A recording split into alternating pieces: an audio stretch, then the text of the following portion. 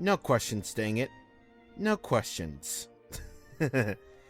Hello there, everybody. This is Plant1 here, and short and simple to the point. Let's play Xenoblade Chronicles, baby. The game is amazing, judging from the title screen alone. Simple to the point. This is a very big game, and I don't want to be wasting too much more time here, even though as much as I would. Let's go.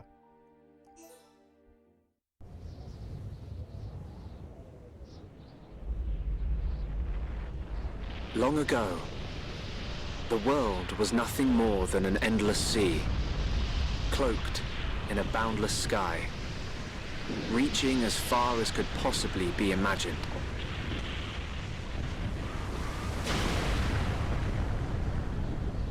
Then two great titans came into existence.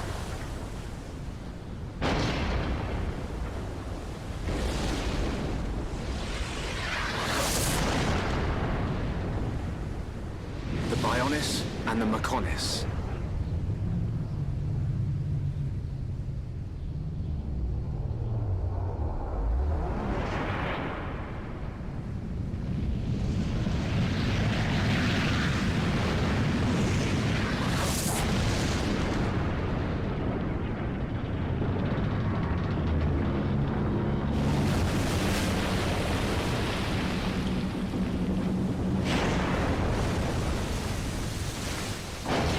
The Titans were locked in a timeless battle.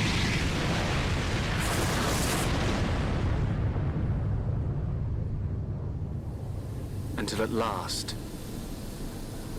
only their lifeless corpses remained.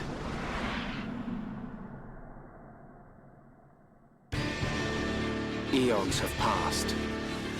Now, our world, this vast land stretching across the remains of the Bionis, is under attack from a relentless force known as the Mechon.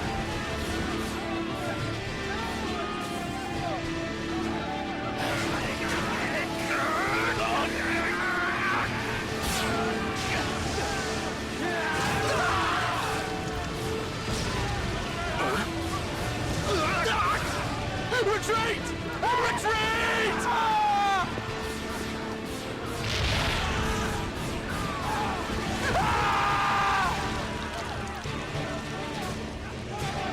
Get away from me!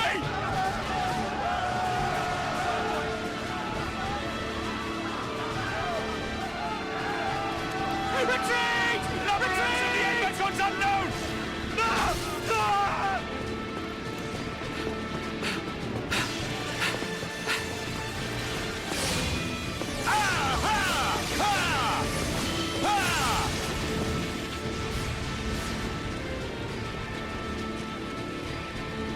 They're advancing down our weak right flank. For a bunch of soulless machines, they seem to know a thing or two. But we'll see.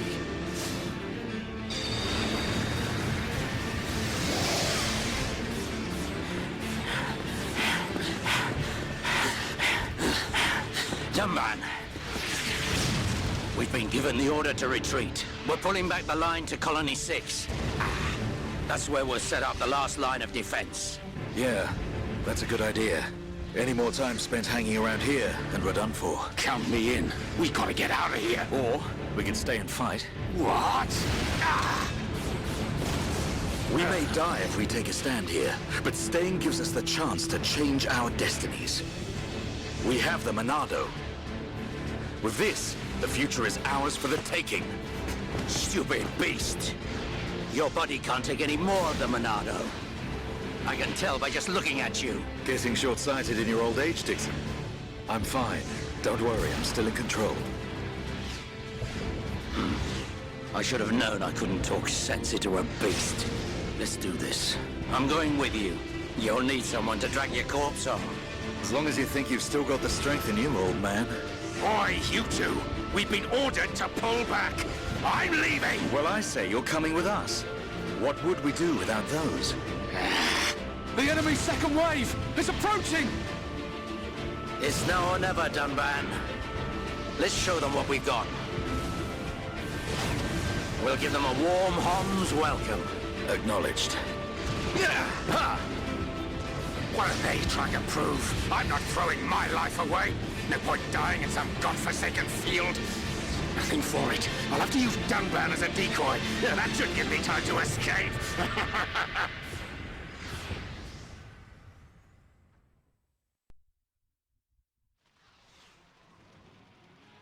Well, it's now time to fight, and, wait, hold on. Okay, there it is. It took me a little while for us to get moving here. Alright, so tutorial. Press L or R to target a monster. We got these robots here, these mechon. Target an enemy to display the battle palette on the bottom of the screen. Select the fight icon and press A to start the battle. Alright, let's do it! Okay, so when you're in a battle, you have to approach the enemy to auto-attack it. If you're too far, you can't attack it. Simple as that. Basically, think of this like, you know, those basic MMOs where you auto-attack the enemy and you target the enemy and so on and so forth.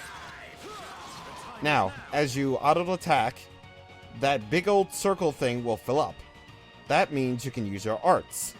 Use arts with the control pad and press A to confirm, of course. Here you can select from two different arts. Monado Enchant, which powers up the party members, and Monado Buster, which deals major damage to the enemy.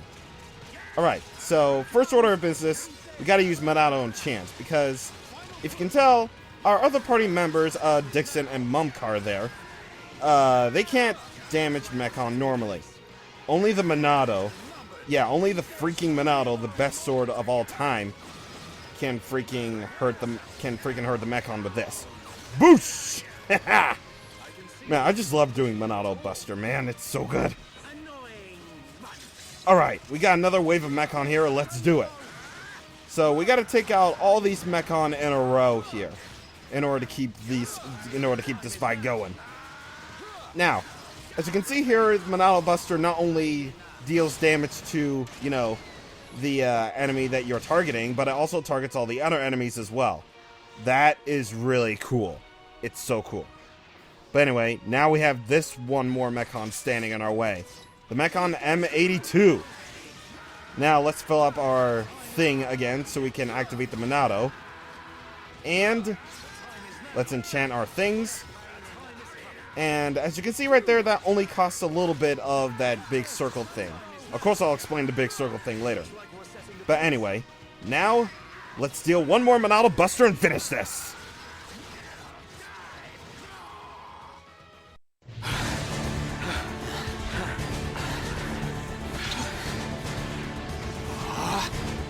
You gotta be kidding! It's their main force. Looks like the Mechon are hell-bent on taking us out. They'll have to be if they want to beat us. Now, let's even the odds a bit. You heard him. Dixon, Munka, let's do this.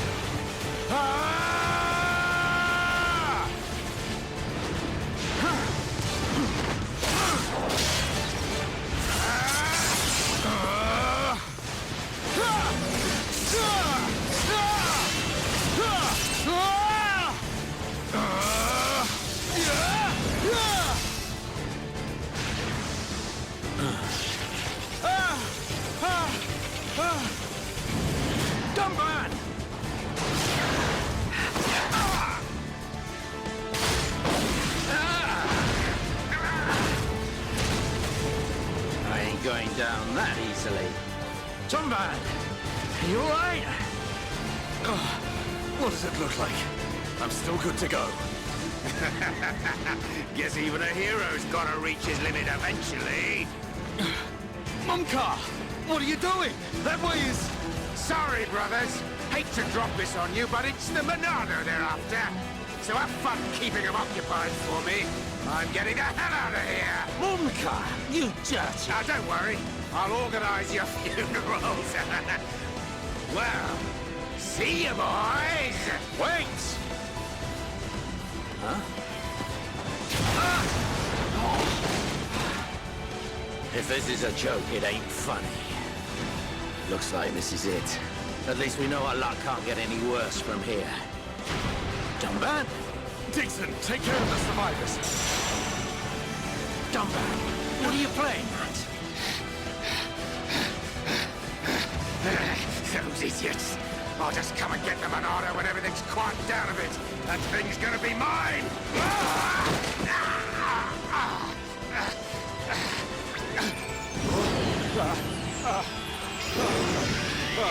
Oh no, please! No! Vile Mechon. If you think the Homs, the people of Bionis, are just waiting here for you to pick us off, you are sorely mistaken.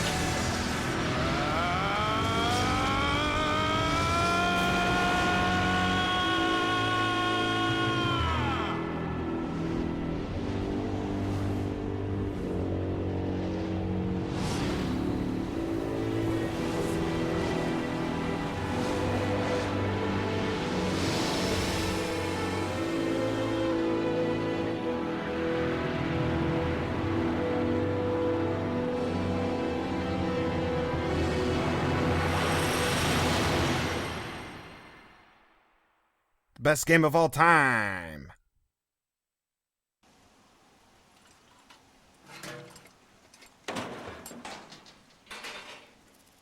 A Mechon M71. I bet I can use its optical system to align one of the anti-air batteries. Ah, no good. It's broken. The joint section. It's buckled. It's completely useless. Ugh.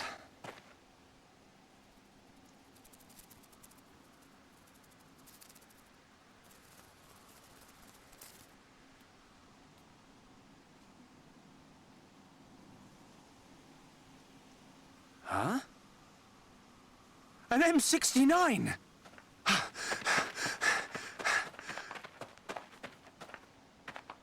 Its armor would be perfect for making a shield. If I can just get it off, I should be able to... Shulk!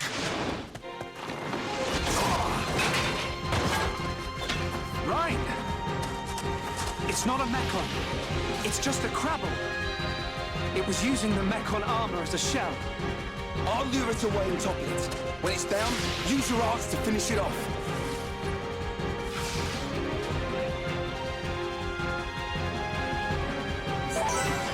Alright, let's do it. Oh, okay. So, of course, as any old RPG goes, you have HP, they have HP, blah, blah, blah, blah, blah. You can attack them to lower the HP, and yeah. And now, we can actually properly use the art system this time around. So, Shulk here, the guy who we're playing as, has two sort of arts. That one that is in particular that they're showing off are backslash and light heal. And with light heal, we can select who will be healed. So, of course, when Rhine does that, the enemy will focus on him. So, you want to go ahead and backslash him with an enemy like that. Yeah. You cannot use the same art repeatedly, of course, because in this one, whenever you use an art, it has a cooldown period. So, when it fills up, the cooldown period will be complete, and you can use the art again. Simple as that. And when you auto attack, you can now use what is known as a talent art. The talent art is specifically to that character. In Shulk's case, the talent art is Turn Strike, not Light Heal. Alright, so Turn Strike will cause that to inflict a status known as Break, like he did like just 1 second ago. Break doesn't do anything, however, it leaves up an opportunity to topple the enemy, which we'll get into in a bit. So, of course, defeated enemies will leave behind a chest, which will contain items of sorts, like an iron Crabble shell or a small shell, etc., etc., etc. And I'm gonna have to... Whoa! Okay, that enemy appeared there. Okay, so, in certain cases, there are times when you can't escape from battle. That green barrier will appear right here.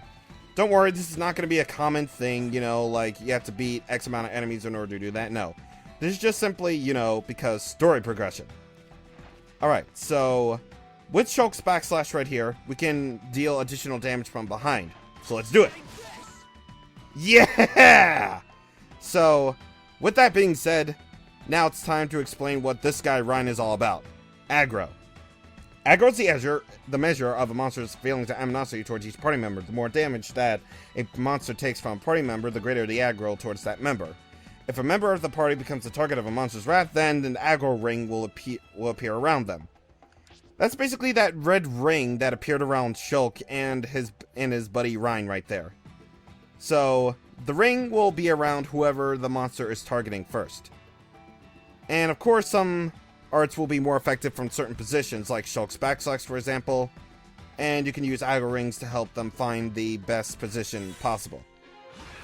And of course, I will get into that in a bit, the achievements, which are awesome.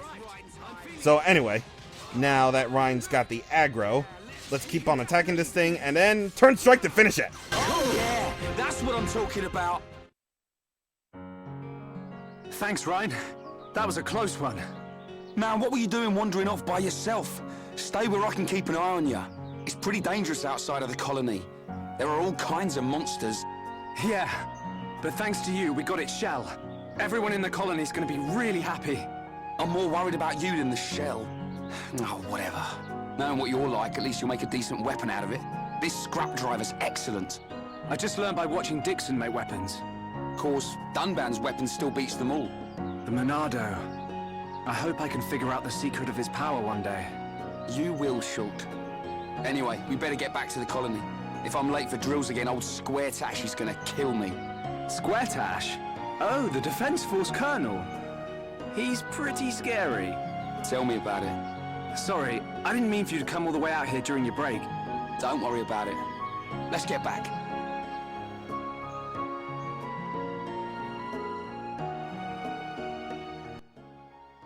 And of course I did a most terrible job explaining what the heck the battle system's all about.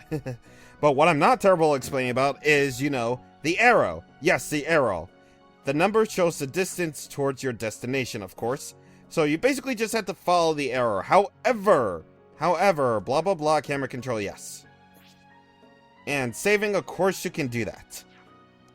However, there are situations where you cannot save, and convenience number 1. Viewing tutorials. So, if there's ever a tutorial that you need... Whoa, we got a level up there, and affinity coin, and nothing else. Okay.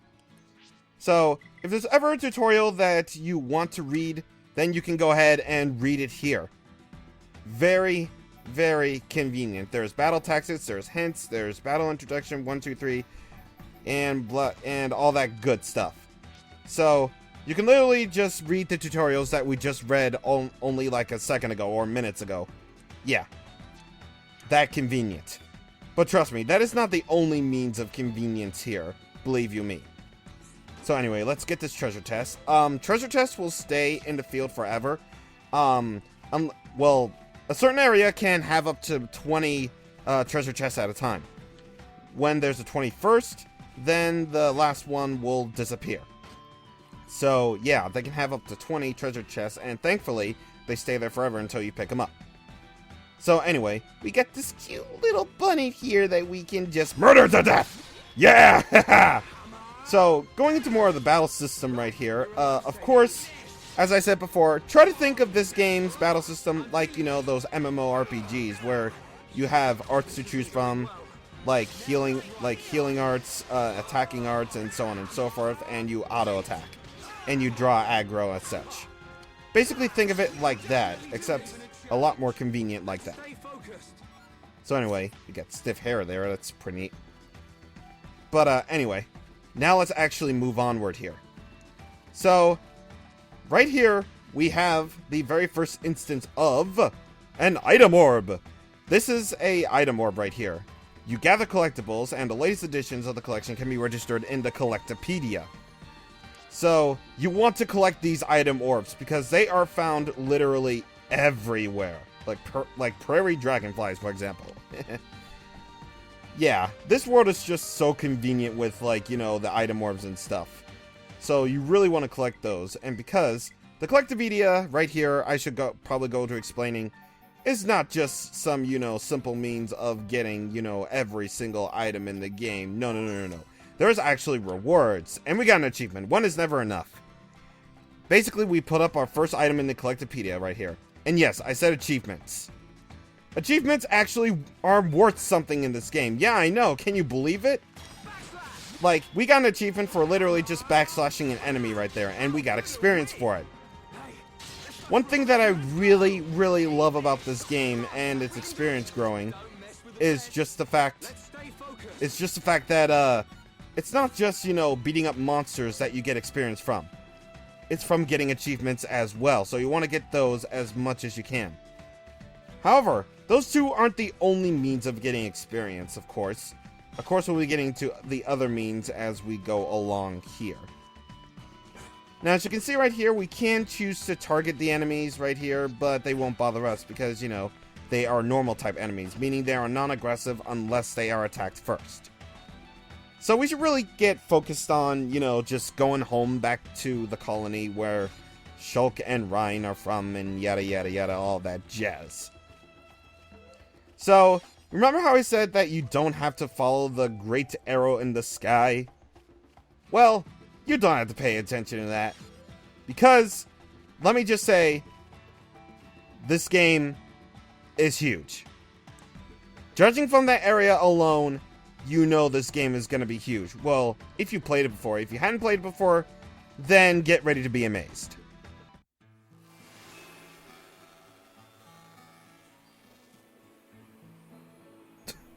I guess the game didn't, like, agree with us entering Colony 9 and just decided to be all like, hey, look at that. Blah, blah, blah, blah. I'm going to mess up the sound for you.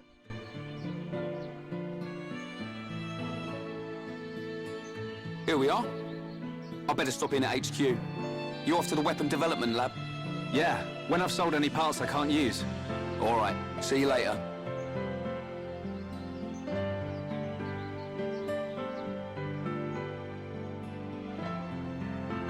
And of course, when someone leaves your party, the game will automatically tell you whether or not someone is alone or yeah. So anyway, shops shouldn't have to explain that. Basically, whenever you see a shopkeeper has a thing above their head, that means they are shops. You can make money by defeating monsters and selling your loot to the shop. So those are the things that the treasure chests are for.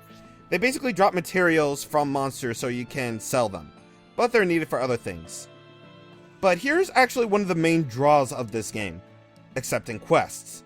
You can press A to talk to anyone with an exclamation mark above their head to receive a quest. Completing the quest will give you money, EXP, or items. You can also trade with them with named NPCs, but we'll get into that later. You can enjoy quests and trading alongside the story. Of course, I'll be going into trading later. So anyway, as you just saw right there, I got a level up from just discovering this landmark and a location. Basically, the big point of this game is discovery. And I think that this game does it very, very, very, very awesomely. Yep. So we discovered just 3 things alone and we got a ton of experience for it. Yeah. So that should give you an indication that you need to explore as much as you can in order to get things properly straight here. So anyway, here's the shop. Shouldn't really need to go into this. You can buy and sell items, etc, etc, etc. All that stuff. So anyway, let's see. I want to sell these materials right here. Stiff hairs and all that stuff. We got some money for it, but I think that should be enough to at least get us some items that we need. So anyway, I'm going to buy this 9 cap. Most of these items are going to be for Shulk. And since Ryan left the party, we can't necessarily get things for him. So anyway, if you notice right here, this protector amulet has an S on it. That means there's an empty slot for something. We can't necessarily do that yet. So for now, we're just going to get the 9 cups. The 9 cups. I almost said 9 cups. We're going to get 9 bottoms. As you can tell, this game was localized in Europe. And we're going to get 9 shoes. So now that we've gotten all that straightened out, we can go ahead and equip Shulk with his new shit. Alright, so let's go ahead and equip him with the new shit. So here's what he looks like to start off. And here is where you can equip all this stuff. Now, again, something that's really convenient. You can just go ahead and equip these items sorting by, you know, head, torso, arms, legs, and then finally feet. All that good stuff. And these costume changes, or these armor changes, I should say, according to, you know, Europe, they are neat, basically. I tried to think of another word, but I failed. But you can also sort your equipment by physical defense, ether defense, light, medium, heavy, weight, slots, unique weapons, or sale price. Yeah, so if there's any particular item or equipment that you need, then just go ahead and do that. Yep, as simple as that. Now, let's go ahead and talk to somebody. Sonia. Hey, Sonia, how's it going? My good-for-nothing son broke something very dear to me. Tell me more. It was all I had left to remember my husband by, and now it's gone. Aw. He passed away a mere year ago. Ooh, he's such a spoiled little boy. And with that done, we have another introduction that I'll explain poorly. The affinity chart. Talking to named residents of a town or area will register them in the affinity charts, which shows the relationship between party members and residents. And we got the achievement, your first friend. Aw, isn't that cute? Our first friend. That's so neat. Anyway. I should probably bring up the affinity chart right here, just so I can get that out of the way. So, the affinity chart not only shows relationships between party members, I'll be getting into what affinity does for the party later, but if you look over here, we zoom out a lot, meaning this is just the icing. Like, Sonia is just the icing of how many, like, relationships that this game has. And it's just like with named NPCs, not like these generically named ones like Colony 9 Resident, etc. So, whenever you see a quest icon on their head, the exclamation mark, that means they have a quest for you. So, I'm gonna go get these. Here we have, you know, what one Chuggaaconroy calls generic quests. So we can view quests in the quest log should we need to. And yeah, I probably will study upon these. Basically, so. These generic quests right here. They're only from residents named Colony 9 Resident, etc, etc, etc. And collection quests are basically ones that we need to do in order to collect items and such. Like Collectopedia items or something. Yeah. And here we have a challenge quest. This basically means you have to defeat a mini-boss of sorts. Verdant Bukel near Anti-Air Battery 1 in Colony 9. Alright. So, with that done, let's go ahead and do another thing where we accept another quest. How about you? What do you got? He's lost something, and we will help him find him, of course. Here we have a search quest. Search quests are basically you need to find something that will be indicated by a red item orb. We have to find the key in Colony 9. And as you can see right there, our rewards are pretty randomized. I should probably go ahead and get into this right now. So, these quests, like Challenge Quest 2, they'll only reward money. Collection quests, they'll only reward money. But search quests will give out money and experience. So, it will probably be best for you to get as much search quests as you can. But anyway, over here we have another Colony 9 resident here. So, these are what the game likes to call monster quests in parts. So, the monster quests in parts, meaning that you have to basically talk to them multiple times. Yes, you have to talk to them multiple times in order to get the quests, in order to get all the quests.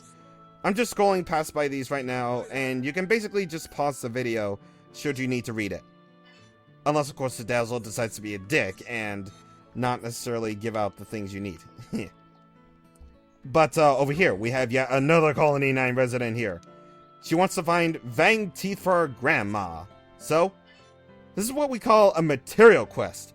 Basically, like I said before, materials are from defeating enemies. So, you need to collect 2 Vang teeth in Colony 9 from these enemies called Vangs, which are bat-like enemies, and they only appear at night. Of course, I'll be getting into the day and night system as we go along, because time does indeed pass. But, anyway, if there's any indication that, oh, this game looks too small, this is just part of the background. Nope. We've seen how huge this thing is. Look. Look at that beach over there. You can go there. Look at that shore over there. We can go there. See that island over there? We can go there. Yes, pretty much, if it's on the ground, you can go to it. And yeah, that's basically a thing in this game. That's basically the main draw of Xenoblade Chronicles, is that there is so much to explore. And check it out, that's only in the first area of the game. Of course, there are going to be like a lot more areas. Like, of course, this game doesn't have just one area for you to explore. They have like a lot of areas to explore here. Just saying. You know, you're just saying.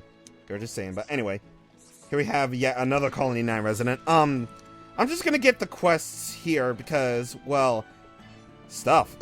Here we have Collection Quest 3. We need 2 Rainbow Zirconias in Colony 9. And yeah, that's basically the point. That's another thing that I want to get into. Quests. You wouldn't think they would be streamlined like this, but they actually are very, very, very streamlined. Which is why I'm going for them right now. So all you really have to do for these generic quests is just accept them, and then you go do it, and bam, you're done. In fact, if we have a look-see over, not here, that's not it. That's not it. If you have a look-see over, I believe here, we have yet another Colony 9 resident over here. So where's my shiny treasure? I get sad if I don't look for it, look at it every day. I bet I'd be really happy if you finded it for me.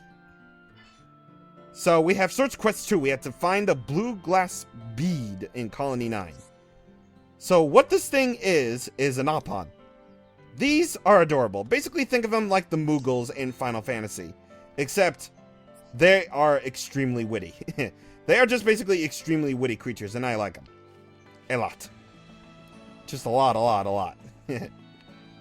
I should really stop laughing like that.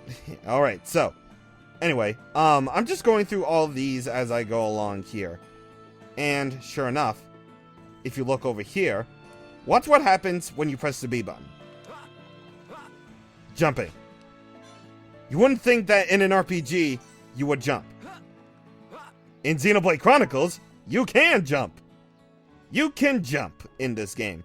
Meaning there are a lot more possibilities that you can do than in other JRPGs when you can't jump. So, a JRPG where you can jump is automatically the greatest thing of all time.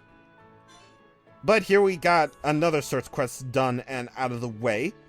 So, we can just go ahead and do that. That sounds extremely, extremely weird. But, anyway. As you can see here on the map, if you press minus, you can see that we filled out our map quite a bit just from discovering things and things alone. You can see where our goal is. Of course, you can follow the arrow in the sky. I almost said Great Taxi Arrow, but whatever. I don't want to copy a certain guy. So over here we have the Tranquil Square. I don't know why it's named after a Pokemon, but it's alright in my book. It's alright. But anyway, you might be thinking, oh, this game is too huge. How are you gonna get around everywhere? Well, that actually brings up another thing. So you see these things right here. This thing right here. These are landmarks. We discovered these landmarks a little while ago, including this one, which we just discovered. So by clicking on this, yep, skip travel. And for doing our first skip traveling thing, we got the achievement Skip It. Yeah. And I'm thinking I might as well change the daytime. Or change the time. Yeah, because it's getting sunset and I really don't want to, like, I really don't want to do that. Yes, you can change the time in this game. What of it? It's actually a really cool thing. But anyway, I think I've done enough, like, side stuff for a while. Let's get on with the story, shall we? And here we have the fortress entrance. Yay! And the game has to pause to tell me that we can discover landmarks, blah, blah, blah. Alright, let's go to the thing. And we learned a new art. Yay. I'll show it off later.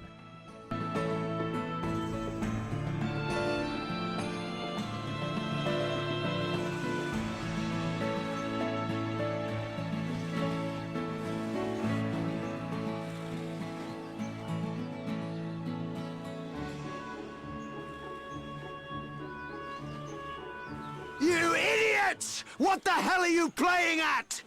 Uh-oh. The Colonel's gonna explode. Crashing the mobile artillery into a house. How long have you been in the Force? Sorry, sir. It's just that we were trying to go as fast as we could, like you ordered. But it's impossible to get back to the military district in only 40 seconds. I don't want any excuses. Champions don't whine, they win. Yes, sir. You're a disgrace to the uniform. Are you forgetting the shame you brought on this force during joint maneuvers with Colony 6? Stick your back into it, maggots! Move it! Yes, sir. Get the artillery back to the military district, double time! Then I want 1,000,000 press-ups from both of you, and you better not stop until your biceps explode! Colonel, we can't move the artillery. What? You better give a damn good reason why. Sir, the impact of the crash damaged the ether conduction cable. The ether fuel proceeded to leak out, and now the cylinder is empty. Well, change the cylinder then! Can't you even do something as simple as that? The auxiliary cylinders have all been used up. It'll be 3 days until more come in, sir. I told you to keep a stock of fuel in reserve! Sorry, sir. You're nothing but slackers! Same old Colonel. At this rate, the men will all be dead before they see any action.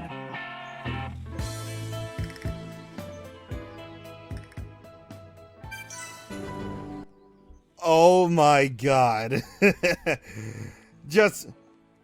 Man, Shulk and Ryan were right. Old Square Tash, or Waluigi Stash as I call him, is pretty mad. You know, at first I didn't think much of Colonel Vanguard, but I freaking love this guy. But anyway, here we got a Defense Force soldier. He's got more monster quests for us. I am basically going to cut, like, the talking out so you can see the quest thing right there. Like, each and every single time that we talk to a dude. I don't know how I'm gonna do this, but okay, I'm gonna do it. So anyway, we need to hunt down Flamies, Stone Crabbles, and all that good stuff. And what else? Yeah, I know I keep on looking at my quest log, but I don't care. I don't care. I need to look at it. Because it's just gonna be, okay, we need to defeat a baby Armu. Yeah, we need to defeat a baby. How the heck does that work? I don't know how that works, but okay. But as you can see right here, there are no more, like, NPCs that we can accept quests from, at least for now. At least for now. Alright, so, anyway, there's nothing else left to do than to go ahead into the weapon development lab, as Shulk wasn't originally intended to go to. But first, we got another little Nopon here with another quest, because another one is another one. But anyway, you might think that the Nopon might be pets, but nope. This one says that this guy needs things for research. Yes, the Nopon are more than just little creatures. They actually conduct research. And they're not just that. You know, they are from somewhere on Bionis, but heck, they are not just, you know, some forest creatures as you may think. Yeah. So anyway, I think we done enough here. Yeah, I know it's the first episode. I'm terrible. This is like a terrible first episode, I know. But who knows if I'm even going to post this or not. I mean, heck, I am going to, like, freaking conceive this as a test and see if we can just move on from there. But heck, might as well do it. So, anyway, next time on Let's Play Xenoblade Chronicles, we're going into the weapon development lab itself in order to check up on that thing in the distance. Can you tell what it is? Well, if this was not Dazzle quality, then of course not, but See you guys on the next time. Thank you for watching, and goodbye.